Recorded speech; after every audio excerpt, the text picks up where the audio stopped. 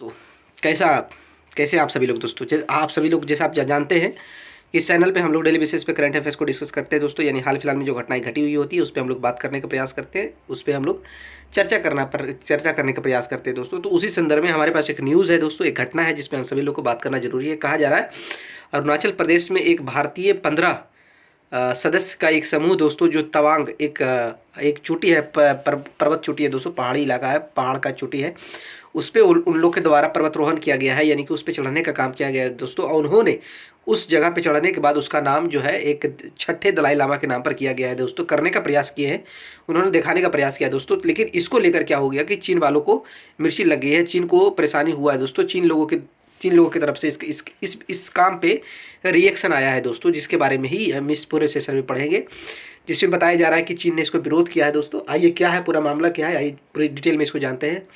अरुणाचल की चोटी पर रखा दलाई लामा का नाम, तो चीन ने किया विरोध। जाने पूरा मामला दोस्तों। कहा जा रहा है अरुणाचल प्रदेश के तवांग में एक जगह है दोस्तों, तवांग में एक पर्वत चोटी का नाम दलाई लामा के नाम पर रखे जाने पर चीन को मिर्ची लग गई है दोस्तों। भारतीय पर्वतारोहण दल ने हाल ही में अरुणाचल प्रदेश के तवांग क्षेत्र में एक अनाम चोटी का नाम, पहाड़ का नाम है दोस्तों, अनाम चोटी का नाम छठे दलाई लामा के नाम पर रखा है। इस बात को लेकर चीन गुस्सा गया है दोस्तों, उसने इसे चीनी क्षेत्र में एक अवैध ऑपरेशन करार दिया है दोस्तों, ऐसा उनका कहना है।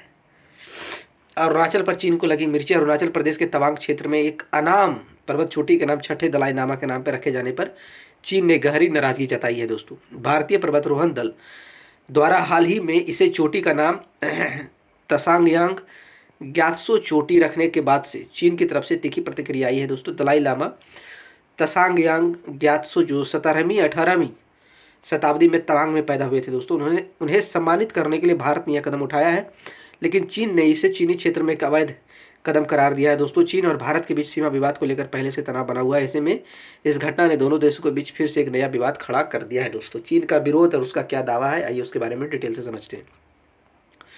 कहा जा रहा है चीन ने इस फैसले को अवैध बताते हुए कहा है कि अरुणाचल प्रदेश, जिसे वह जांगनान कहता है दोस्तों, चीन अरुणाचल प्रदेश को जांगनान कहता है, वह चीन का हिस्सा है। बीजिंग ने भारतीय राज्य अरुणाचल प्रदेश में अपने पुराने दावों को फिर से दोहराया है और भारतीय पर्वतारोहियों को इस अभियान की निंदा की है दोस्तों। चीनी विदेश मंत्रालय के प्रवक्ता लिन जियान ने गुरुवार को बयान जारी करते हुए कहा कि भारत द्वारा तथाकथित अरुणाचल प्रदेश की स्थापना करना अवैध है और वहां इस तरह की गतिविधियों संचालित करना पूरी तरह से निरर्थक है। चीन के इस विरोध के बावजूद भारत हमेशा अरुणाचल प्रदेश को अपना अभिन्न हिस्सा मानता रहा है। तवांग, जहां छठे दलाई लामा का जन्म हुआ था, भारत के लिए सांस्कृतिक और ऐतिहासिक दृष्टि से बेहद महत्वपूर्ण है। इसके अलावा दलाई लामा का तवांग से जुड़ा होना एक महत्वपूर्ण कारण है, जिससे भारत इस क्षेत्र में अपने सांस्कृतिक अधिकारों को पुष्टि करता है दोस्तों। भारतीय पर्वतारोहण दल के साहसिक अभियान क्या है दोस्तों, अब इसके बारे में डिटेल में समझ लेते हैं। जो अभियान किया गया है इसको लेकर ही पूरा मामला आया है। भारतीय पर्वतारोहण दल दोस्तों, जिसमें 15 पर्वतारोही शामिल थे, जिन्होंने राष्ट्रीय पर्वतारोहण और साहसिक खेल संस्थान NIMAS के तहत 6383 मीटर ऊंची इस अनाम चोटी पर विजय प्राप्त की। इस साहसिक अभियान की अगुवाई कर्नल रणवीर सिंह जाम्बाल ने की थी। तो उसको उनकी टीम ने 15 दिनों की कठिन यात्रा के बाद इस चोटी पर विजय हासिल की है। यह चोटी तकनीकी रूप से बेहद चुनौतीपूर्ण थी दोस्तों, जहां बर्फ की विशाल दीवारें थी, खतरनाक दरारें थी, 2 किलोमीटर लंबा ग्लेशियर उनके सामने सबसे बड़ी बाधा थी। चोटी का नाम तवांग में छठे दलाई लामा तशांगयांग ग्यात्सो के सम्मान में रखा गया था दोस्तों, जो अपने समय में मोनपा समुदाय के लिए बुद्धिमत्ता और योगदान के लिए मशहूर थे। कर्नल रणवीर सिंह जाम्बाल ने इस अभियान को सफलतापूर्वक पूरा करने के बाद कहा, छठे दलाई लामा के नाम पर इस चोटी का नाम रखना हमारे लिए एक सम्मान की बात है। यह उनकी बुद्धिमत्ता, अरुणाचल प्रदेश के सांस्कृतिक महत्व को स्वीकार करने का प्रतीक है दोस्तों। भारत का रुख और चीनी से तनाव क्या है पूरा मामला, इसके बारे में जान लेते हैं दोस्तों कि इसके प्रति भारत का क्या रुख है, चीन से क्या तनाव है।